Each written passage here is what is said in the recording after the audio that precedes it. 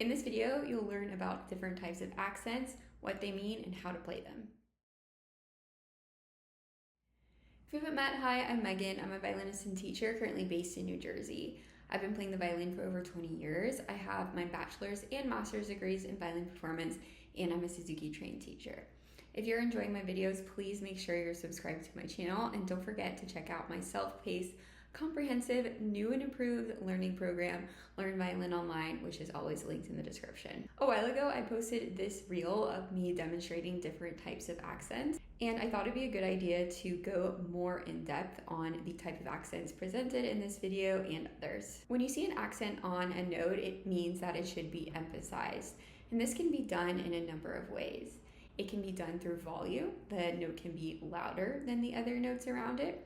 It can be done through length. The note can be longer or shorter, usually longer, than the notes around it. It can be done through articulation, which means the attack of the note. It can be stronger at the beginning, and it can also be done with vibrato. If you're not vibrating and then suddenly you vibrate one note, that note will sound emphasized. Or if you're vibrating in a certain way and then vibrate a note a different way, say faster than the notes around it, that note will also be emphasized. The first kind of accent is a traditional accent. This just means to play the note louder than the notes around it. This is primarily done with bow speed. At the beginning of the note, you want to draw the bow faster, which will therefore make it louder and sound accented or emphasized. So as you can hear, when on that last note, I drew my bow faster and it sounded louder, therefore creating an accent. The next type of accent is a tenuto. The tenuto means to create the accent or create the emphasis with length rather than volume. So when you see a tenuto over a note, it means to play the note longer. And yes, usually this does mean that you have to stretch out that note, aka take a little bit more time on that note, aka make it a little bit longer than its written value. That was an example of a tenuto. I just held that note longer. Often, but not always, with tenutos, you will be slowing down as well. This is an accent called staccatissimo, and you can think of it as the opposite of tenuto. It means to play the note very short. In order to do this, you still generally do use a very fast bow speed so that it sounds louder, but again, the note is just shorter. So something like...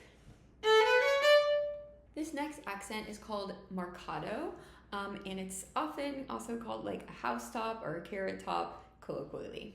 This accent is done with both weight and bow speed. So with a Marcato accent, you want to have a very clear, a very crisp beginning of the note. That means before you play the note, you need to dig your index finger into the string a little bit. So right now, I'm totally relaxed. If I'm going to create a Marcato accent, I'm going to push my index finger down. And you can also see that pushes my bow stick closer to my bow hair. The key for creating a clear accent that doesn't sound forced is to release this weight as soon as you draw the bow.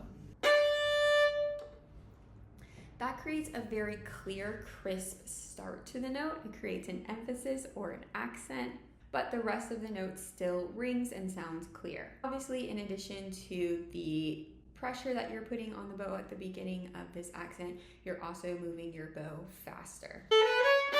That is a Marcato accent. Now, both of these types of accents, regular accents and Marcato accents, can be combined with tenutos. So if you see a regular accent with a tenuto, it means yes, faster bow speed, but for a longer period of time. And same thing with the Marcato.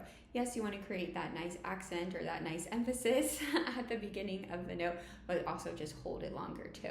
The next type of accent is a Sforzando. So this is notated as F or SFV. This is the strongest type of accent. You want to create it both with bow speed and with weight. Plus, you are usually going to hold the note out a little bit longer as well. So to create a Sforzando, again, you're going to put that weight into the index finger. You're going to draw your bow faster, but you also want to make your arm weight heavier and last longer than in a Marcato accent. The next type is a Forte-piano. So this isn't really so much of an accent as it is more of a dynamic marking, but it essentially means that you want the beginning of the note or that note itself, depending on the context, to be loud, and then the end of the note or the very next note to be soft. Now this can be hard because obviously playing loudly and playing softly are two totally different things physically, so you do have to change pretty fast. An example of forte-piano might sound like this. And you try your best not to give it away, okay? You try not to decrescendo or get softer until you're right on that note. Otherwise, it just takes away the surprise. As I mentioned earlier, vibrato can definitely help you with all of these accents. If you give the note very fast vibrato at the beginning, it will sound accented as well.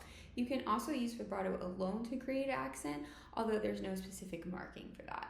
So I hope that gives you a good idea of what accents mean and how to play them on the violin. If you have any questions, please feel free to leave a comment, and don't forget to check out Learn Violin Online.